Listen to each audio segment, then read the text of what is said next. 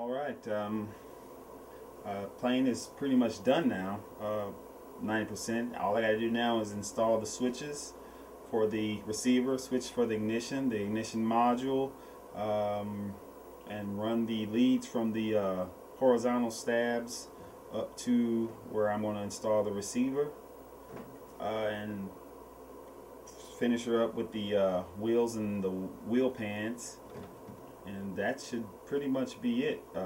Everything else looks to be done. Engine, fuel lines, gas tank. Alright, now I'm going to mount the ignition, and it's fairly simple. I just used this high-tech flight preserver type foam. It's very simple. Just put it up on there. I line it up where I want it to be. I usually just put my ignition in the engine box area. Get my pencil. Once I get it squared up the way I want it, I mark off the areas I'm going to drill.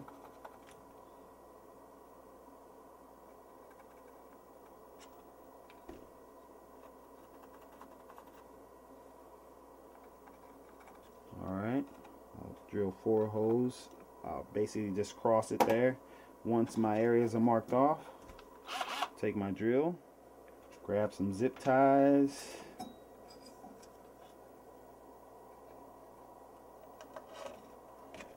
feed this one through.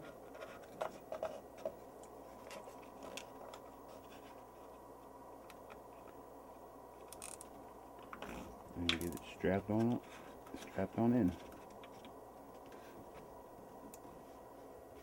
And for this side, I'll probably have to double my zip tie up. Scissors, off the excess, and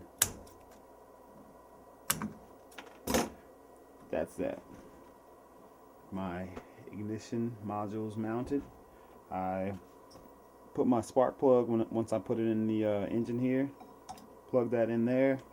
All my lines, I usually just run them over the top here. You can drill a hole in the side if you want. I just, like I said, just run mine over the top. I've never had a problem with them going over the top here. And basically I'll need to plug this one. This one will hook up into the switch that I'm going to install here, and from the switch it'll go to the battery, and I will be doing that next. Side, I'll do the same as the ignition. I'll mount it to the outside. I'll use a piece of foam. I'll mount it on the foam. It doesn't matter which way. This is a 1600 milliamp hour battery here. This will get me 6-7 flights without a recharge with no problem. I'll just basically mount it here. Same. I'll mark my holes, drill them, zip tie, run the line. I'll probably drill a hole out here, or I'll run it over the top. Doesn't matter. And that will be the ignition battery. Alright, the ignition battery is done. Reamed a hole out for the lead, the wire to go through. And another thing on my ignition battery, I do wrap them with electric tape or some kind of tape, so that from the vibrations won't cause the zip ties to chew through the Alright, next I will be installing the ignition switch. It's a RSC Excel big switch. Basically what I will do here is take the switch. It will need to be cut out, the whole frame of this switch here. So I'll line it up with my plane here. On this plane, again, there are 4 spots to mount switches. There's one on each side. You can either mount your fuel dots or switches on each side, and then there's 2 in the center of the plane for the receiver switches.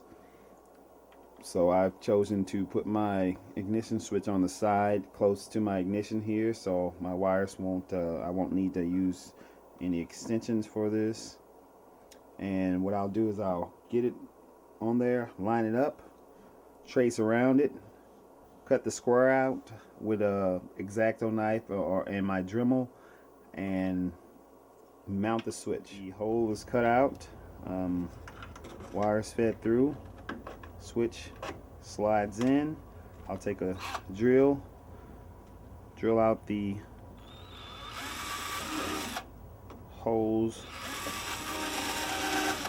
for the screws. Once they're drilled out, I'll put the backing on the switch, and that will be the switch. Switch is all done, screwed in. Next, I'll be installing the RSC Excel Optical. Comes with an LED. I'll be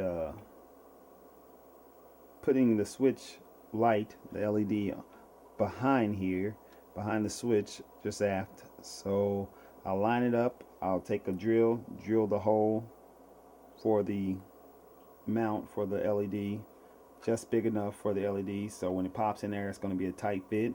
And when the LED is pushed in from the other side, it'll tighten it up a little bit, and that will hold it in place. Okay, I'm going to quickly show you how to install the Optical from RSC Excel. It's pretty simple. It's a pretty simple device.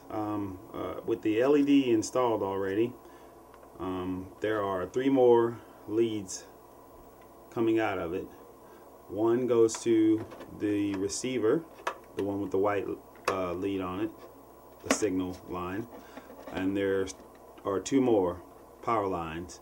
One's a male receptacle, or male plug, and one's a female receptacle. This one is the one that's going to come from the battery or switch, and this one, that's the male plug, is going to plug into the ignition.